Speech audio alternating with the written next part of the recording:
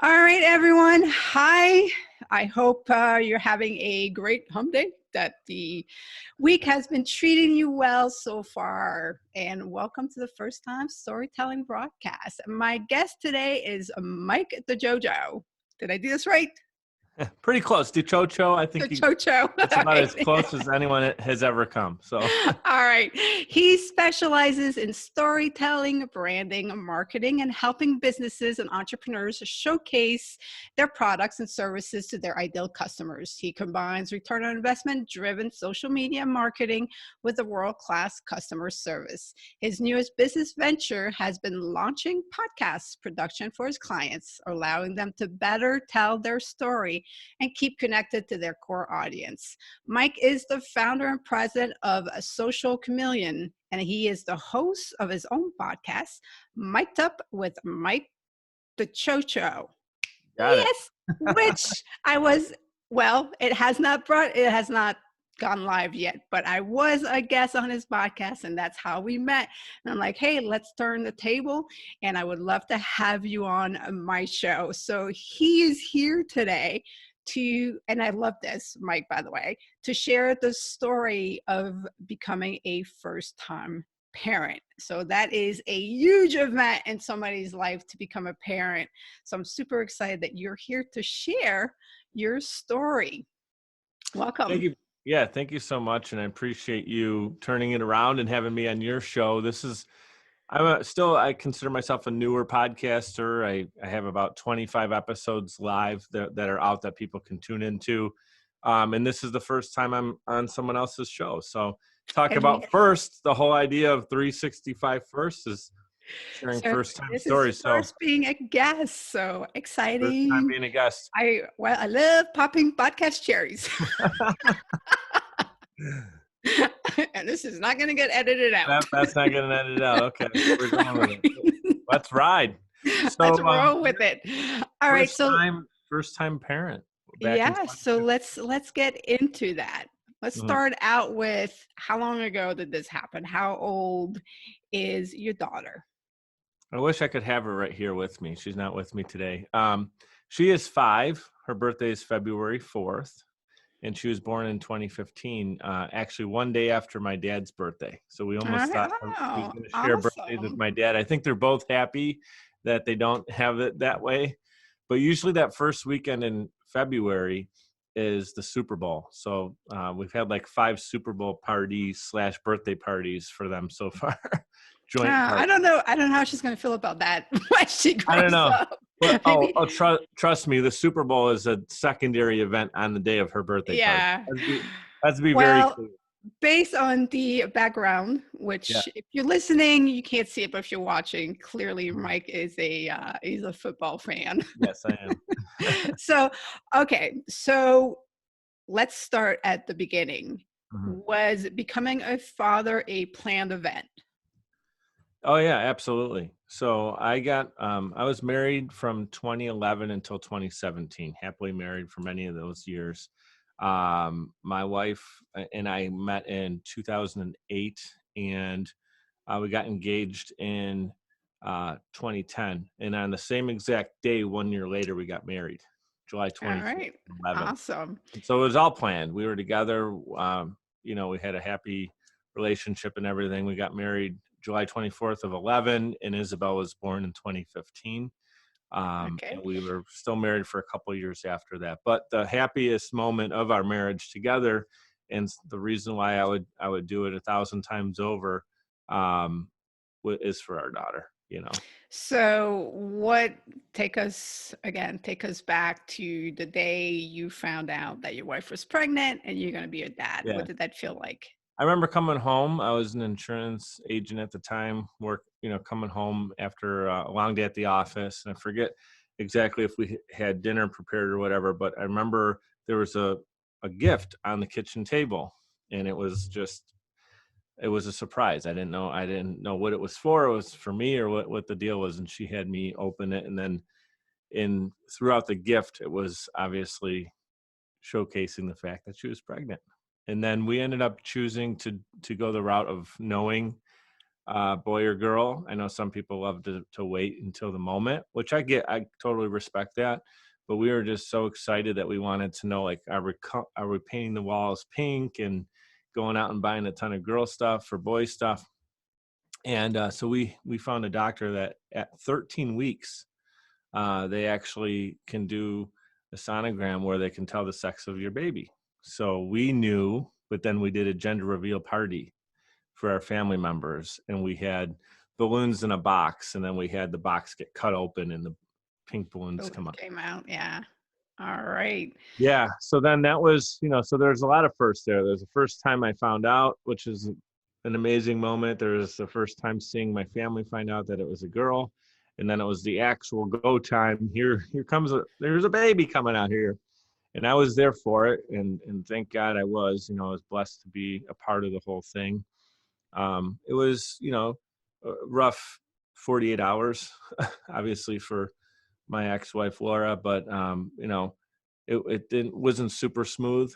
But some people have it, I think, a lot worse too. So it was somewhere in between, I would say, from going smoothly and being drawn out longer than it needed to be.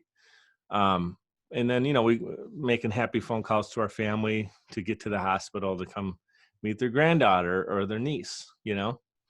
But I just want to share why, when you asked me to pick anything I could talk about, the moment of actually literally becoming a parent, where your baby's born and I'm holding my daughter, Isabel, for the first time. And I just remember looking at her, she's bundled up, they do all the tests right away to make sure she's responsive and stuff like that. I remember just feeling really the anxiety of being like, I want to spend time with my baby and we want to get her right back to her mom. And but the moment when she was all cleaned up and bundled up and had her little knit cap on, and I'm just holding her, and she's like a little football, talking about football. And I remember just giving her the look, and she's just looking back at me, and her eyes were kind of like still hard to adjust. I remember just giving her that kiss on the nose for the first time. And it just, like, I melted, And as a dad, I just made a commitment to myself in that moment. I'm like I have like I can feel it in my chest right now, Um, a commitment I yeah. made to give her everything I got every day, and to not just cash it in and just to be a present parent, to be someone who's going to give her everything I can. And what I mean by that is I don't have all the answers, but if I can help her out when she gets older and she asks, hey, daddy, this, just give her the most I can so she can run with it and be herself. That's incredible, making that commitment right there at the moment and knowing that that's a commitment you're going to have for the rest of your life for Yeah. um, so it was as life changing as what you hear it is. I don't have any kids, so I will not It get is. to I think experience everyone what that's like, experiences it a but little differently, but actually holding your child and knowing, you created this and the magic moment of that. Yeah, totally blessed for that and blessed for everything, I mean, marriage didn't end up working out the way we anticipated it. And I'm saying right now on record, you're recording this, that's okay. I mean, that's a whole nother conversation I can come back on if you want to hear about that, or I'm happy to talk about it even on my own show. But um, I would do it over again, obviously, for Isabel. But you also learn things, just like through COVID-19. It's something nobody expected. We didn't wake up one day saying we want a pandemic to hit the world, but it did. It did. yeah. And now, what are you going to do with it? Are you going to lay down and be defeated, or are you going to say, what new things can I learn from it? What horrible things happen that I can learn? Maybe prevent some of these things from happening again. Things that I can control. So yeah, so let's get back more to the Right. I'm just the good that's a story whole of nother yeah. conversation. Let's get to the No, good the good. story of first time becoming a parent, and you take Yeah. your brand new baby home, and what, because I'm sure there's a lot of joys, but there's a lot of first times Well, I coming know what I your was way, thinking, right? and I was thinking, is there a receipt? Do we have an instruction manual? Like, they just let us, like, we're here. We have this. Like, we get to leave here today with our baby. Actually, it was the next couple days, but bundling her up in the car seat and being first time parents, figuring out to make sure things connected properly. And it was like 4 degrees. It was freezing, Buffalo, February weather. We just bundled her up. She just enough to see her face in the back seat of the car with blankets. And I remember driving home that day, and I never drove more carefully in my entire life, because it's the first moment.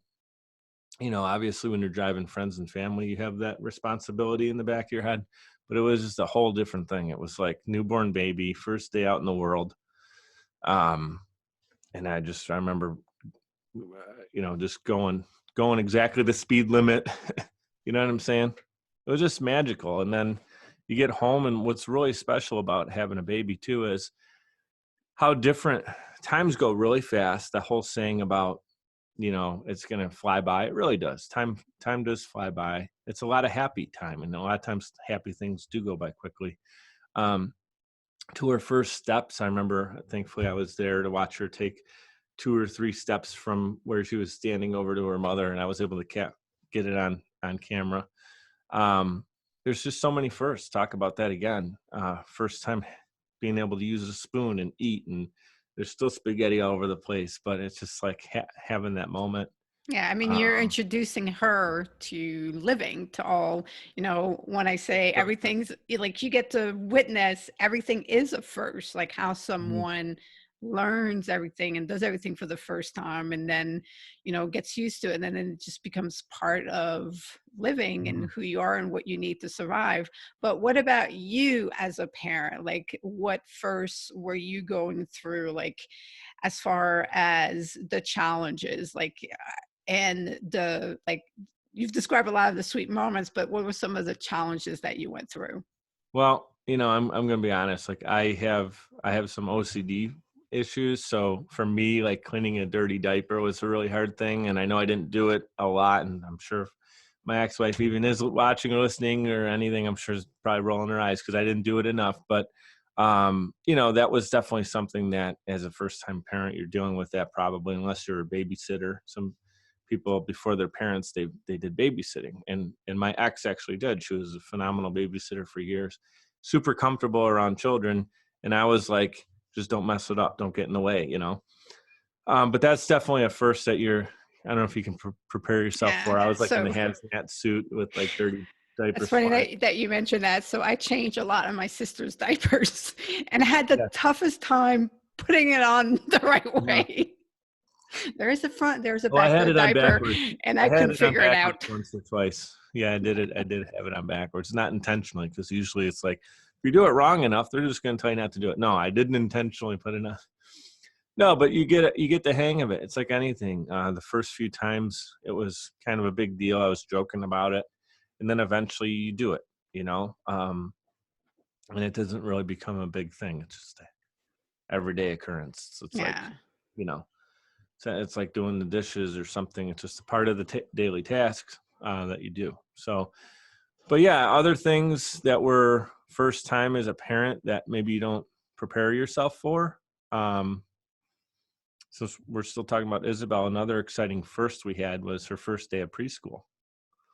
And unfortunately, her first year in school has been crazy because of this too. But I'll never forget our moment of her walking into school for the first time. That was the first time as a parent I had to feel like I was letting go. And she's Yeah. five.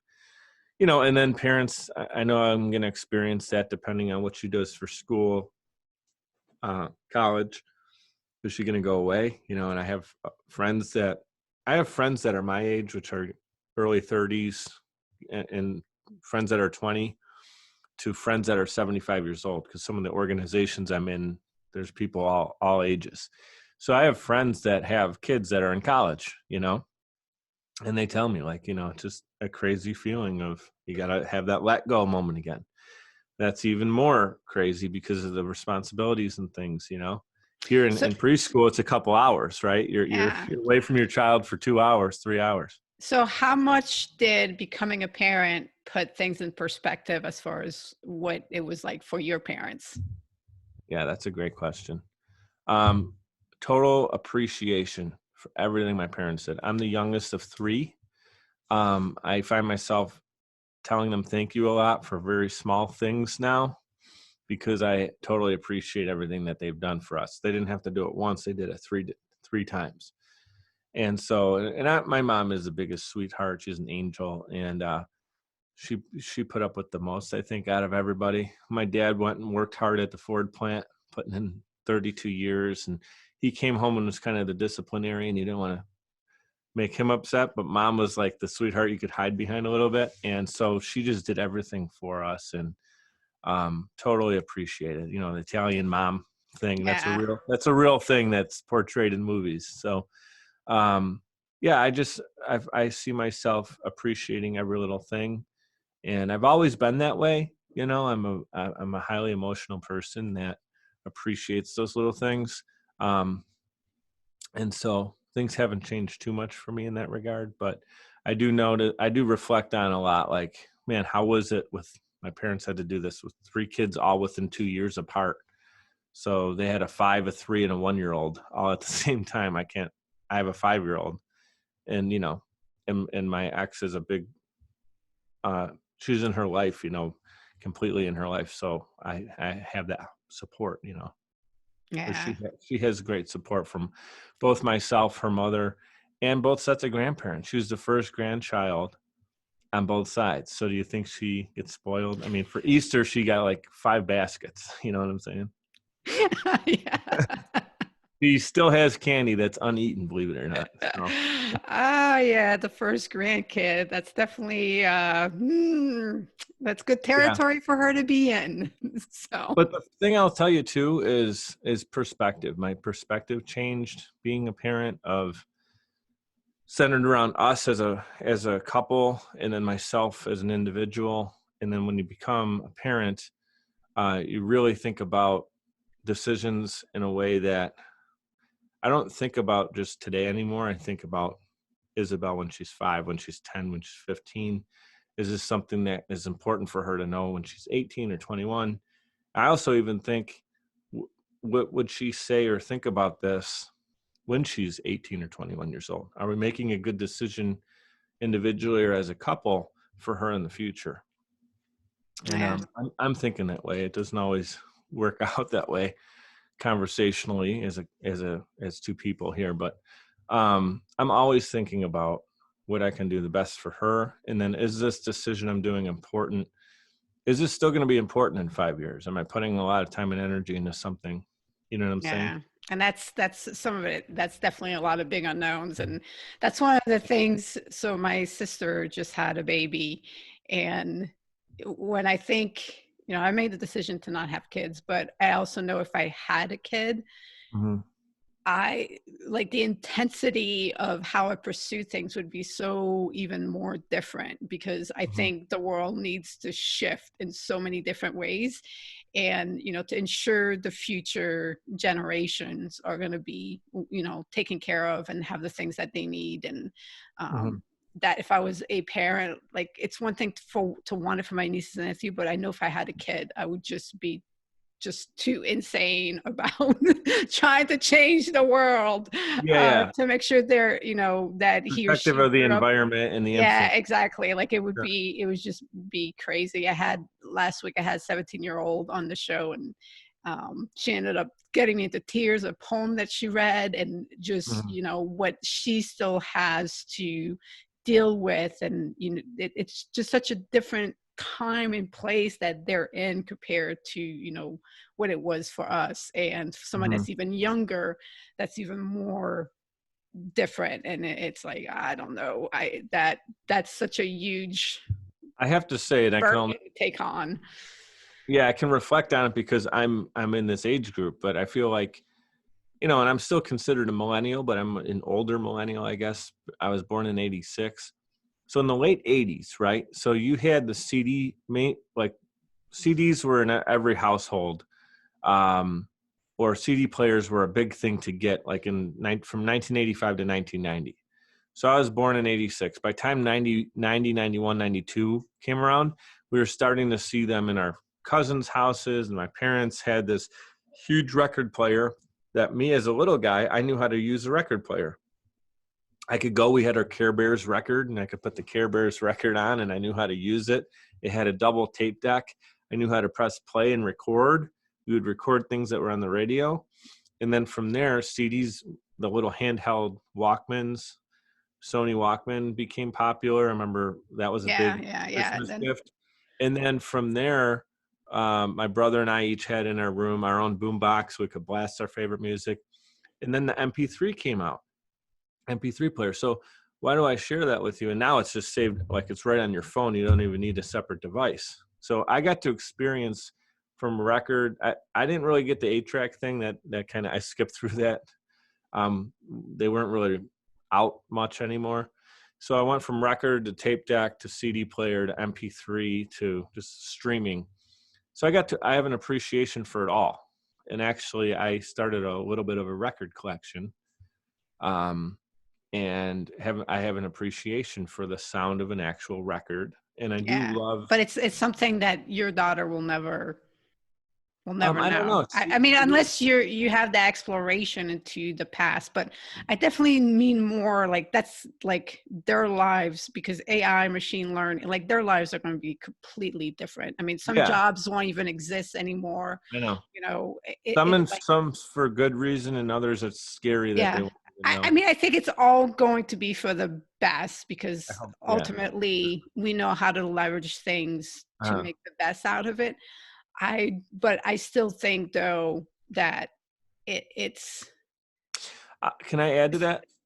I just want to say though, I think it's important as a parent, since we're talking about first-time parents and the role of a parent too, is if you feel it's important for your kid to learn something, but it's not maybe relevant today, that's no different than my dad telling me about Mickey Mantle, who was a ball player in the '60s, who brought only one of the only times I saw my dad cry was when he took me to a Yankees game at old Yankee Stadium. Old Timers Day, Mickey Mantle comes trotting out of the dugout, and my dad was teary-eyed, and it was like 100 degrees that day, and the program guide was melting in our fingers. Like the paint was like rubbed off. I just remember this moment. And like my dad took it upon himself to teach me about the history of something he loved, but he didn't say, you have to like the Yankees. Now I ended up being a great fan because that passion came from a young age. So with Isabel, like she really loves music. We listen to music in the car all the time driving around. She asks me to put certain music on and we enjoy it. And so I do feel there would be a time when I show her a nice record collection and say like, did you know yeah, that it had to be played this way and it's all the way through? And if she shows an appreciation for it, it'll be something that she cares about. If not, she'll just be clicking buttons on a phone and that's all she knows. And that's fine too.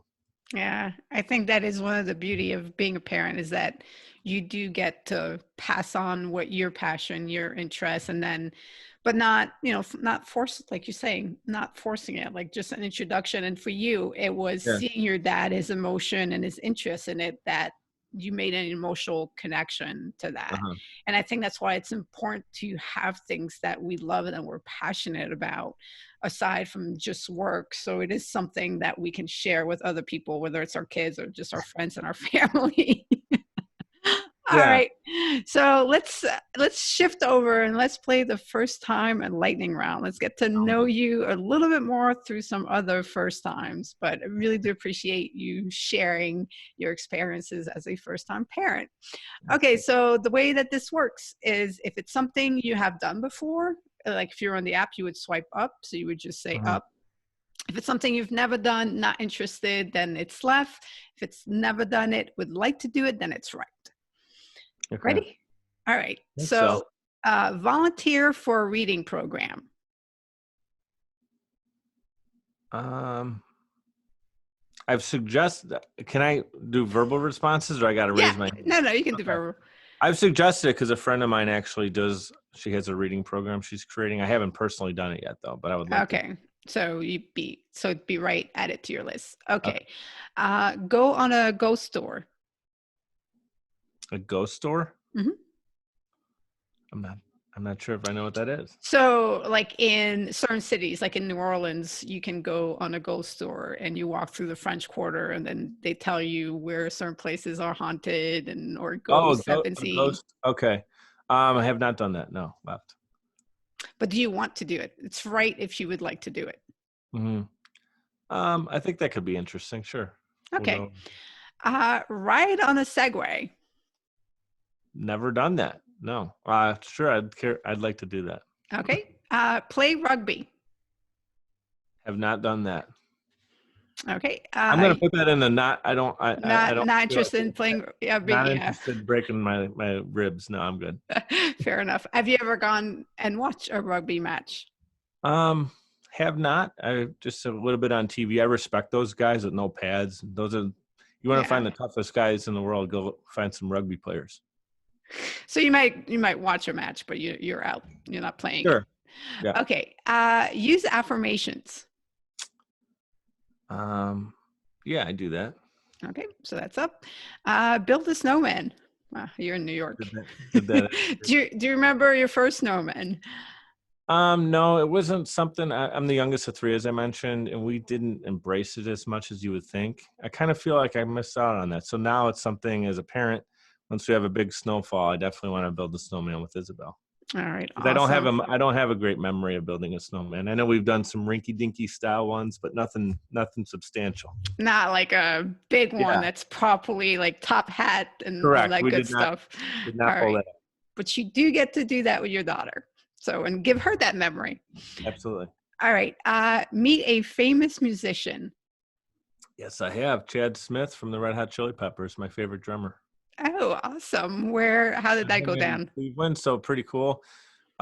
We went out, Laura and I went out to see the Chili Peppers. First time I got to see them, my favorite band growing up. I'm also a drummer. I don't do that as often as I'd like to now, but went to go see them, and we were getting lunch somewhere. The show was obviously late in the evening, and there's all this commotion, and it's starting to rain, and we're on the street. So I thought initially the commotion was just that people were trying to get indoors because it's raining. And I'm like, no, they keep yelling something. They're not just saying go inside. They're like, Chad, what are they saying? And then I understood they were saying Chad. And I look over, and Chad Smith from the Chili Peppers is just standing next to people taking pictures, 1, 2, 3. And I said, Laura, grab my phone, get a picture, please, with Chad and I. Like, this guy is one of my idols growing up. And I just was able to shout his name. He was trying to dip into a restaurant, which I found out the other members of the band were hanging out there having lunch.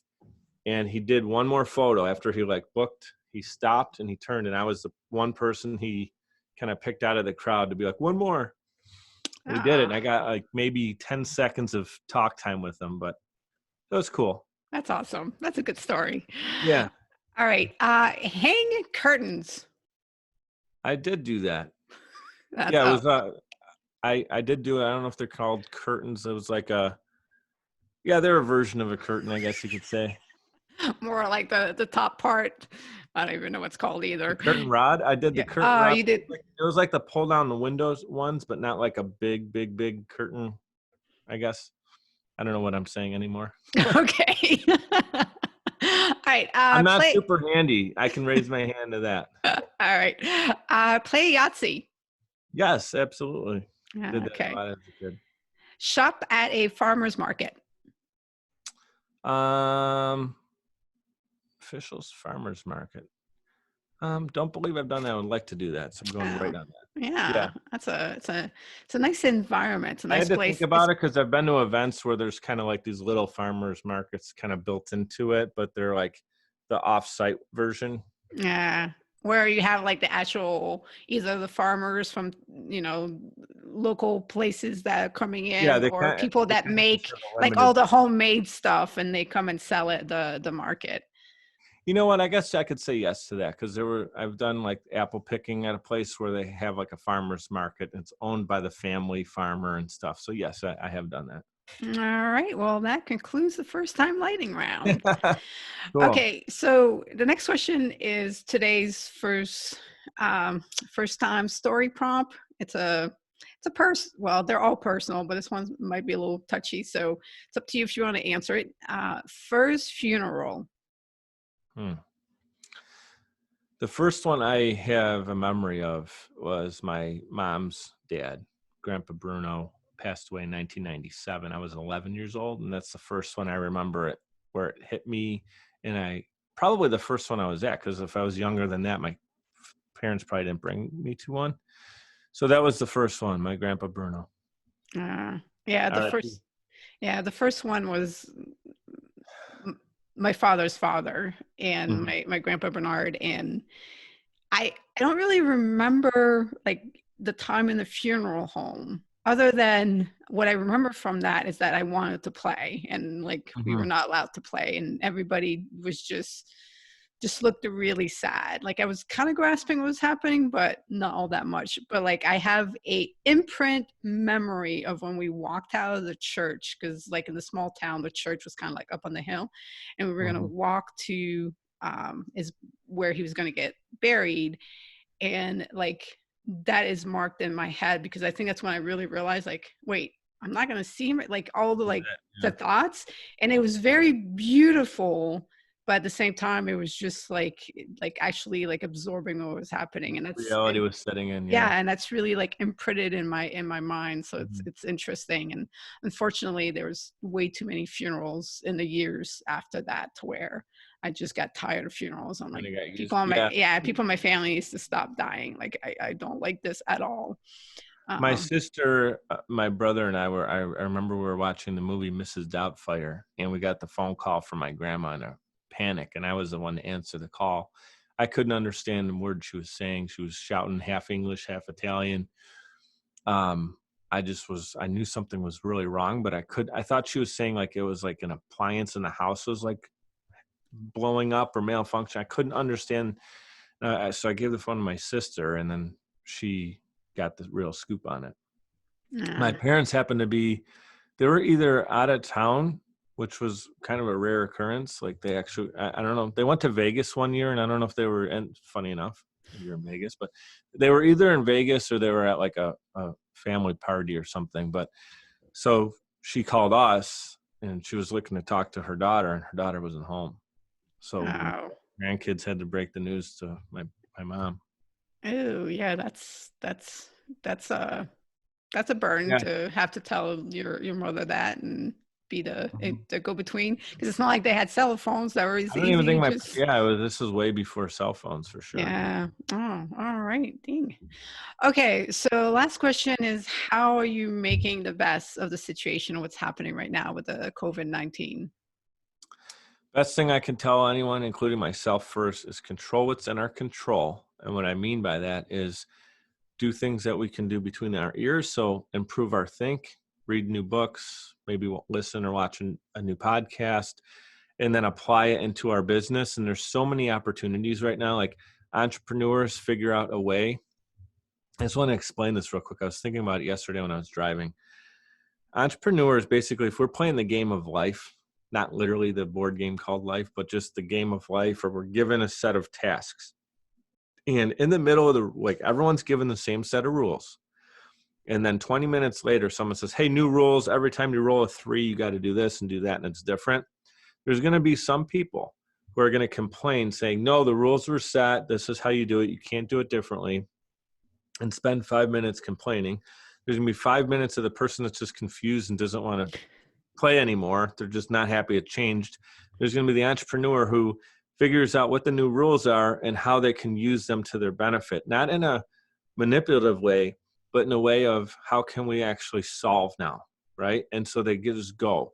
So when this whole thing hit, I just was like, okay, what is this going to mean? I can't see people in person. I can still Zoom. I always was Zooming before. So that doesn't change. Mainly the small businesses I work with are going to have a smaller budget. So I need to do more quantity, right? So I need to get more clients and maybe smaller dollar amounts because they're not affording as much as they were before. And then I just figured out how to do some webinars and things I wanted to do before that I wasn't doing. So COVID-19 hitting was kind of a kick in the butt for me to say, dude, do some of those digital things like the online webinar you wanted to do that I've done now. And I got a few clients through it and being on doing more podcasts and just actually the service I was looking Yeah. to launch prior to this hitting was me doing a full service podcast company, which is done 100% remotely. And now that this actually hit, it's like my leading line of business. It's what I'm having our conversations with prospects first before the other stuff I do. So control what's in your control, figure out the rules. If the rules change, embrace it and go solve.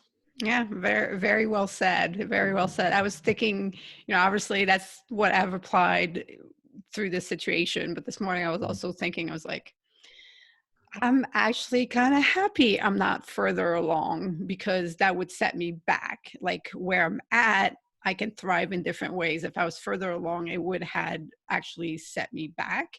And now I Totally. had, and then it's also the mindset of, okay, when I do go to the next level, stay lean.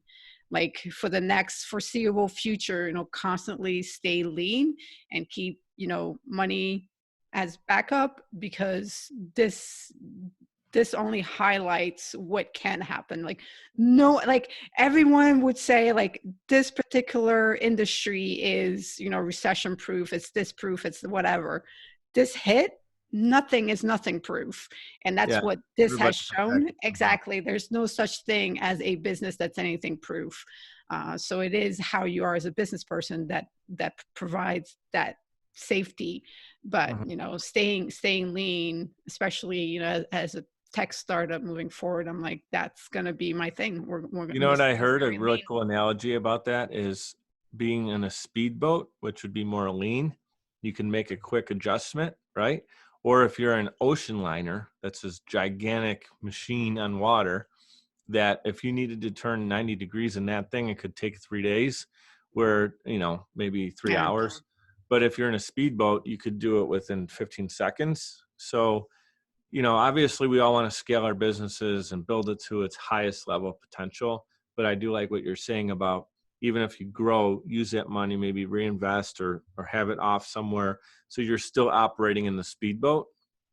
And Yeah. then maybe the ocean liner is just not on the water yet. Like you're just building a ton of speedboats so you can adapt, because otherwise it's the big companies that got hit with this that can't adjust, and they're just forced to, a lot of them forced to lay But it's people off. also, if you are starting out, because one of the things as a startup is you get to establish your culture. What is your, what's the company culture going to be? And Yeah. starting at a time like this, and the company culture is, like you were saying, like, we're going to stay a Oh, important. speedboat. Like you're doing this much and this, which might be a little bit outside of your lane, but that's because we're staying lean, and we would survive anything else that comes our way. Where, because I think, I'm hearing, listening to different podcasts, and those who have built big businesses, it's hard letting people go. Like it's, that's something that's huge on your conscience. But it's either you let some people go or you lose it all. Like you have to make those tough decisions. And I Mhm. was like, I want to avoid a part of staying lean. It's like, I want to avoid, might not get to do that. But it's one of those things you're like, I don't want to end up The in a bigger you grow, position the bigger your problems are. I where, think yeah, where you it's became true too, in life. where you can become big without being fat. So stay, Yeah. stay big, lean, and strong. All right. Well, it was a pleasure having you on, Mike. Thank you. This is a And lot of fun. Thank you so much for having me. yeah, so enjoy the rest of your week. You too.